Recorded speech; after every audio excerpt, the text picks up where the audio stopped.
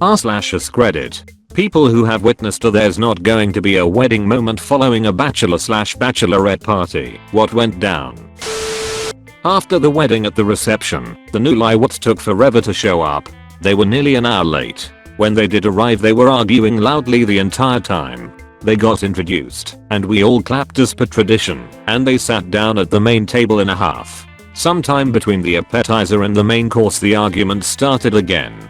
The groom stormed off, and my girlfriend and I were nosy, so we went to see what was up. He ended up in the hotel lobby on his cell phone. We thought nothing of it, and we were about to go back, when the wife shows up, still obviously in her wedding dress, and continues to ream him out. Now for the first time, we can hear what the argument is about. He had invited his ex to the wedding. She showed up to the ceremony and that threw the bride off. Apparently also, he had cheated on the new wife with the ex-girlfriend several times, with the last time being only about a month prior to the wedding. Additionally, the ex/girlfriend/mistress was on her way to come pick up the new husband to take him away from the new bride, cause she was acting crazy. According to the groom, after a couple minutes of watching this train wreck of an argument, a shitty rust bucket sedan shows up with the ex-girlfriend in it. The groom gets into the car with his ex, or whatever the fuck she is, and they drive off. Last words went to the bride though, who screamed at him as he tore off, "Well, I guess I'm going to go back to fucking your brother then, you asshole." So, they're no longer married now. There's a story that goes around. I can't vouch for the truth of it or not. Call it an urban legend.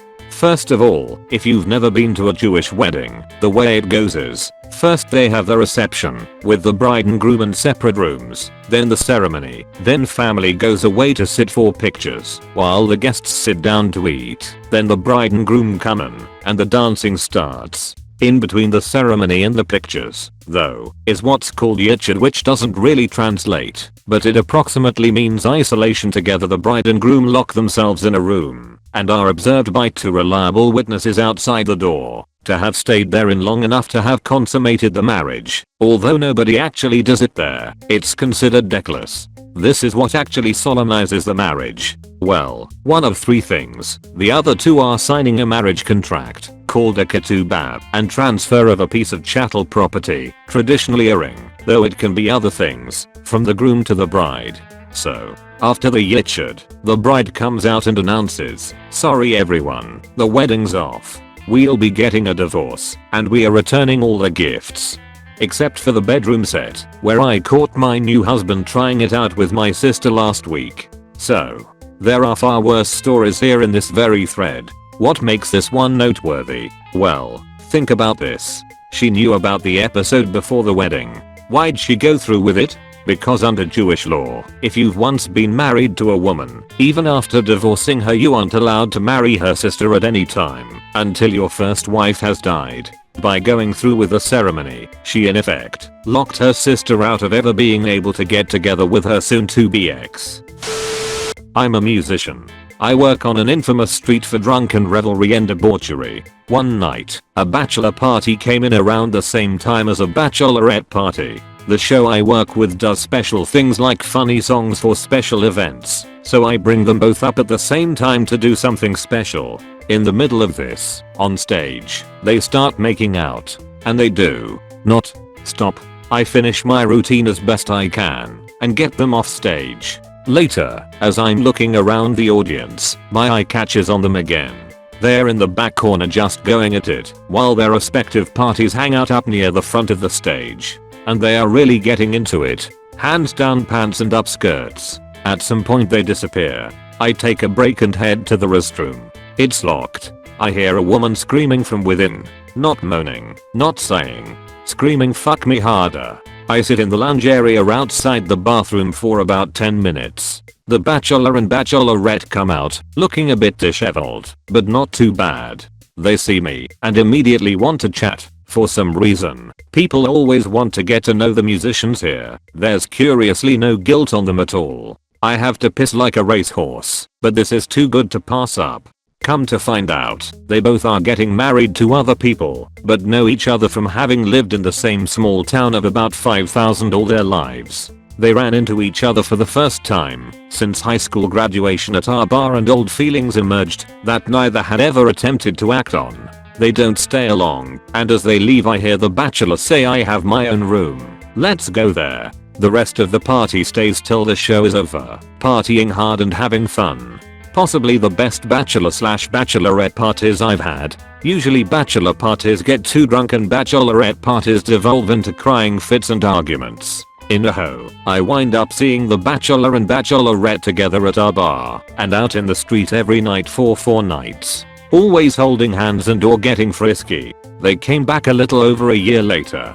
They got married here in our town to each other instead of who they were engaged to that fateful night. Most of their respective bachelor/bachelorette show up for the event. With this story, I always feel torn.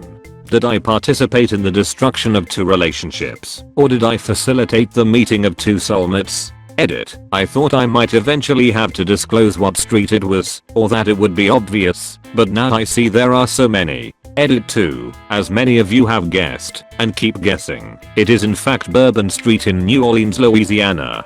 I won't speak to the type of bar or the specific place. NOLA is a crazy enough place without adding Reddit stalkers. Oh man. So I have a good story. Night before the wedding, rehearsal dinner is at a distillery. Everyone gets hammered. I mean everyone, even the grandparents, all extremely intoxicated.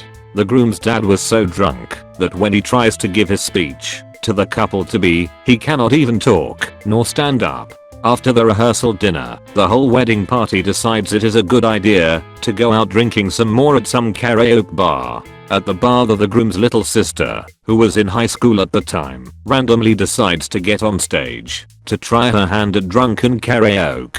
However, instead of singing a song, she just starts talking about how she wants to fuck all the groomsmen. Promptly her family rips her off stage and takes her home. Later in the night, everyone is having a great drunken time, but then the bride drunkenly tells the groom that she is not sure if she loves him anymore. The groom becomes enraged, leaves the bar, attempting to stumble back to his hotel, which wasn't anywhere near the bar. The groom's brother runs after him trying to calm him down, and the groom ends up getting into a huge fist fight with his brother/best man. The next day, the groom and best man look like they had both been hit by a truck. For some reason the wedding is still on. The groom's mother decides the only way to fix things is by trying to cover the wounds with makeup. So now, you have the groom and best man looking like Casper the Friendly Ghost up on the altar, and then in walks the bride, drunk off her ass. They end up both saying I do, but weeks later, as expected, they get divorced. Ends up that before the wedding, while the groom was on his bachelor party weekend, they met a bunch of girls who were going to the same place for a bachelorette party. The groom hooks up with one of the girls he meets. Long story short, now he is married to the girl who he cheated on his ex-fiancée/wife with, and has been for the past 7 years. It is always funny to think back on how much of a shit show that wedding was. Buddy of mine was getting married. We went out for drinks. His wife did not permit him to have a bachelor party. We drank and he told me about the abuse and how she masked it all as BDSM play, dom/sub lifestyle. The wedding was 2 weeks away. Only, he hated it and only did it because he had low self-esteem. She was really aggressive. She had come on to me the year before and I said no. She went so far as to wake me up by sitting on me naked on the couch when I crashed once at their place. I was drunk, still thought I was dreaming at first, but came to my senses before anything terrible happened. I told him about it later, but he chalked it up as just her dom personality. He didn't seem to care, even though I knew better. Anyway, we come home from the bar and sit in the living room and watch TV. I'm not really that drunk, but tired, so I fall asleep for a bit in a chair watching an old MacGyver run. He goes off to his fiancée, and I assume they are having kinky sex or something.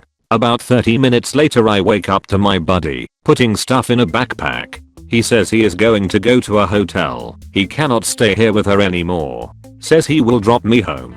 That's when she comes out in full crotchless leather dom gear with some guy on a leash. Starts yelling at him and doing some fairly familiar dom commands. He isn't having any of it and leaves while yelling at her for cheating and also leaving me there. Then, she yells at me for not trying to stop him. I just say, "You are the one with handcuffs." And I walked home. The wedding was cancelled by him, and she spent the next month saying shit about how he was intolerant of her lifestyle over MySpace. Yeah, I'm old. All I cared about was my buddy getting out of an abusive relationship. He is now married to one of the best women I know. So, a happy ending. Edit. She got involved with this other sub and eventually married him. He actually used to hang with us at our favorite bar a lot, but he was not a friend. She made him start wearing a male chastity piece so he would not cheat or touch himself while she was not there. We called him Penis Cage from that point on, mostly because my buddy was a bit raw from the whole deal and we wanted to support him. She was really beyond abusive with him, stuff I don't want to get into here. We will say it was bad and not your healthy BDSM. Different strokes for different folks. For some reason, a guy I know decided to have a co-ed bachelor party and invited all of his friends from college, from youth, etc. This took place in a large city, and a lot of us that knew each other from high school all went to the same big commuter school in the city and lived with our parents through college. So it was a really unique group, lots of lifelong friends, and a bunch of new friends from college we brought into the fold. So here's our groom, Mr. Perpetual Life of the Party. Charismatic, fun, likes to have a good time. Marrying a total buzzkill of a girl, but damned if she isn't smoking hot. Also very Catholic, and won't let the groom into her pants before the wedding. Groom has been pissed about this for a while, which led to some accelerated wedding plans. Anyway, co-ed bachelor party. Big ass beach house rental. Girls and guys. Turns into a total debauch fest. About half of us had dated or fooled around with each other through high school or college. So people are sneaking off in various states to do various things. Everything from smooching to full on three-ways. It was messy. I had really only dated a couple of girls in the group, one of whom I couldn't find, and the other was already busy getting in a bedroom, so me and another loner girl had pity sex with each other. We had just finished what turned out to be remarkably good pity sex when we heard the door to the next room close. These old beach houses had all been renovated a bunch to cram in as many bedrooms as possible, so the walls between were often thin. It was the groom, talking with my sort of ex, that I hadn't been able to find earlier. From what we could hear, everything, and what we learned later, it seemed that they'd been talking about the fact that the groom's bride-to-be was a real chilly person, and his lack of sex with her was really chafing. Well, you guessed it. They banged hard. Dude's known for having a monstrous tongue, so the chick ended up getting really loud. Like, pretty much everyone not passed out knew the groom was railing her. So, 3 days later, everyone under the age of 40 at the wedding knows the groom shut up this girl, but nobody says nothing. 4 days into their honeymoon, groom comes home early and calls me and some other folks. Turns out he and the girl had been texting about their adventure while he was on his honeymoon with his wife, and included a choice bit about how his new wife was bad at sex. She saw the texts. Choice offered: ditch every friend you have and stay married, or leave. Guess which one he picked? Spoiler alert, they have like 8 kids now. Posted this a few years ago. Enjoy. Bouncing at a busy hipster club one weekend. I'm doing wristbands at the door when this bachelorette party comes stumbling to the door. It's about 11 at night and these girls are already pretty trashed. The bachelorette had one of those stupid sashes and her 3 friends were dressed to impress. I'll let them in. Nothing crazy. Fast forward 30 minutes later, and I rotate with another bouncer and stand guard at the sidebar, which is also where the green room was. It wasn't a VIP type thing. People just went in there to do drugs with the club owner and his cousin. We can call them Chris and Steve, who were there every single night preying on girls. These guys were in their late 30s and this club was mostly 18 to 25, so while I thought it was creepy, they never left alone, so the girls didn't seem to think so. I see the bachelorette party girls doing shots at this sidebar. Chris is giving them free shots and making small talk. I had seen him in action many times, so I knew he was just trying to hook up with someone. They convinced the bachelorette to let Chris, Steve, and one of the bartenders, we can call him Joe, do body shots off her while she laid on the bar with her friends cheering her on. Then her and 2 of her friends started doing shots off each other and everyone got really drunk. I was bored and making small talk with one of her friends who was supposed to be DD, but was in no position to be driving. During the next few minutes Steve convinces the bachelorette to come into the green room to, I assume, to coke while her other two friends are talking to some guys. I see Steve and Chris and bachelorette go in. Like 30 seconds later Chris comes running out and gets Joe, who goes in. I get her friend's phone number and break off my conversation and make my way to the door, while the girl I was talking to met up with the other two friends who all I guess assumed the bachelorette was in the bathroom. Right before I get to the door Joe busts out and says, "You gotta get in on this." I walk in and this girl is on the couch on all fours with her dress hiked up saying the dirtiest shit, getting railed by Chris while giving an incredibly sloppy blowjob to Steve in between her saying "fuck me harder." Joe runs over and whips his junk out and she starts going to town on him to saying shit like "give me that cock, this is my last night." Then she flips onto her back and everyone switches around. No one is wearing protection, mind you. The contents of her purse are all over the couch and floor. Then another bouncer, we can call him Mike, comes in looking for me so we can rotate spots and stops in his tracks to stare at the bachelorette gangbang going on. Without saying a word he runs over and drops his pants to his ankles. Just as she is about to start blowing him, she throws up all over his junk and fills his bunched up pants and boxers with what seemed like a gallon of throw up. He tried to step back, but being immobilized by his pants he fell back and put a hole in the drywall behind him. Joe, who was now the last of him, Chris and Steve to rail her, sees this happen in front of him and can't hold down whatever he ate before his shift because he blows chunks all over her tits which were hanging out of her dress as well as all over her dress and bachelorette sash. He makes this awkward sigh of relief without messing up his rhythm. I don't know if he actually finished, but he kept going for at least another 10 seconds. While I don't think she even realized he blew chunks on her because she was still leaned over the side of the couch still heaving, and there was music playing kinda loud. Chris is yelling at Mike for putting a hole in the wall. Steve is rolling on the floor laughing. Me being the only sober one in the room, I tell Steve to put all her shit back in her purse. I lead her to one of the two bathrooms in the green room. Mike had now made his way to the other one. I tell Chris to go get her friends and tell her she threw up and was in the bathroom. Joe fortunately didn't get any puke on himself, so he just went back to the bar like nothing happened. Her friends come to her rescue and clean her up, and they all promptly leave like nothing happened. Now here's the really fucked up part. About 3 weeks later the girl's friend that give me her number, I had lost it, walks up and I'm working the door. I somehow remembered her name and asked her how her friend's wedding went. She looked kind of puzzled and I told her they were here a few weeks ago for her bachelorette party and we talked. Her eyes got really big and she started telling me the bachelorette had accidentally pocket dialed her fiance while she was getting railed on the couch and left a voicemail of it, and she claimed to have no memory of any of it, but they had lost track of her a few times and weren't sure where or what exactly happened. I played dumb and said that sucks and then told everyone involved, who all seemed to think it was more funny than anything. I quit working there shortly after that because that shit is depressing and it was always something every night. Really long and too late to really get any attention on this thread, but whatever. Copied and pasted from an old journal entry I wrote about it a few years after this shit show happened. This happened after the rehearsal dinner the night before the wedding, but I feel like it fits here. Fun fact, they got divorced about 4 years into the marriage. I'm surprised the wedding ended up happening at all. Blame any stupidly written bits, typos, etc. on my 23-year-old self who wrote this. I'm keeping a secret from my entire family just to protect the marriage of my cousin and her husband. In August of 2005 my older cousin Monica got married to a guy named Corey. They'd been together for just over a year and a half at this time.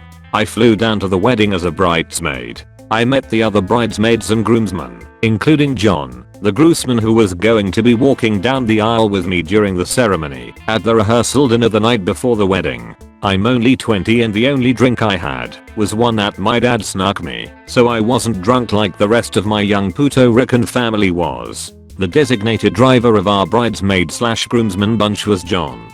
It's about 9 PM when Monica is definitely shit-faced. She has implants, She was a Hooters waitress for a couple of years, so just envision the stereotypical Hooters waitress, and they were pouring out of her skimpy top, and she'd ask all the groomsmen to check to see if her nipples were showing. They're all mostly Corey's friends, so they were kind of embarrassed and not sure what to do with a skinny, cute, big-chested bride-to-be who had too much to drink.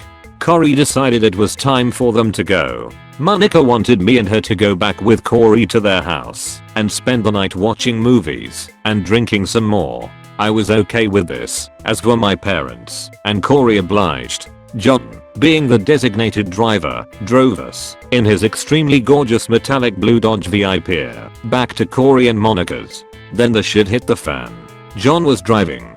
Corey was in the passenger seat. I was in the back behind John, and Monica was in the back behind Corey. Monica's nice mix of liquors must hit her brain like a fucking brick wall. She starts asking me things like, "Jesse, do you do anal? Because if you do you could get married just like me." While her shirt is slowly falling off. I start putting her back into her shirt and Corey starts asking Monica if she's okay. She said she started feeling sick, so we made a stop at John's house, which was on the way anyway. On the way there, Corey says something like, "This is so typical," to John and asks John if he can go to his dealer too. Until this night, I never knew Corey did drugs and never would have thought it possible since Monica has dumped guys for smoking pot. Monica flips a shit and starts punching Corey in the back of the head saying that she won't marry him if he gets blazed the night before their wedding. As she's hitting him, we arrive at John's house. John and I leave the car to go into the house and get Monica some water while Corey and her were arguing in the driveway. We come back out less than 5 minutes later to see Monica and Corey screaming at each other. Monica still punching Corey in the chest as he's trying to restrain her arms. We give Monica the glass of water, which was real glass, not plastic or paper, and she throws it at Corey's head and the glass crashes to the ground right behind John's parked VIP. Monica runs away down the street, which is definitely causing her big tits to fall out of her shirt. Corey chases after her as she nears a main intersection about 50 yards down from John's house. I help John clean up the glass so we can drive his car out of the driveway without getting a flat. We drive towards the intersection and see Monica flashing cars on the main road to try to get a ride. Corey tries to get her shirt back on and she's punching him. She grabs her cell phone and calls 2 of the other bridesmaids and tells them, "He's abusing me. He hit me and knocked me down. I can't marry him. I'm never going to marry him. He hit me and he's beating me up." I finally get the phone away from her and call back the girls she called to tell them the real story. Corey and John shove Monica back in the car and we drive off to Corey's. It's about 10:30 when we get to Corey and Monica's house. We go inside and Corey's dealer, not sure of his name, was there with some pills for him. Corey grabs them, pays the dealer, and gives them to me to hold on to. At this point the whole running incident must have cleared Monica's head and she started apologizing. But Corey was pissed, so he took 4 of the pills I was holding on to. I took one, didn't really feel anything, and I don't really know what they were, with a beer. He left and said he'd be back. Monica is crying, and John left, but gave me his cell phone number in case anything gets out of hand. Funny, because I go into the bathroom to pee, and when I'm done Monica is gone. I got John to come back, and the 2 of us scoured the area to find Monica calling her maid of honor in tears. I get on the phone with the girl and tell her what's really going on, since I was the second most sober one out of the group. We get Monica back into the house and John leaves again. I'm talking to Monica, then Corey comes back. All Corey wants to do is go to sleep. It's about 11:30 at this point and his wedding is the next day, assuming it's going to happen. Monica is pestering him because she wants to sleep in the same bed as him, but he's still mad and just needed his space. Monica shuts the door to their bedroom saying that she and Corey are going to have a talk. Next thing I know, I hear bang, and Corey runs out of the room. Corey shoved Monica, she fell, and hit her nose on the corner of the nightstand. She had a 2-inch long gash on her nose and was bleeding. I help her up, clean her up, and call John. He gets there and I'm like, what the fuck do I do? About 5 minutes later, Corey comes back, and John and I yell at him. Monica wasn't mad, she actually started apologizing. Corey has no recollection whatsoever of even coming back to the house until then, He must have blacked out from the pills and liquor, and when we told him what he did, he freaked out. He threatened to turn himself into the cops, but after a while we just convinced them both to go to bed, so they did.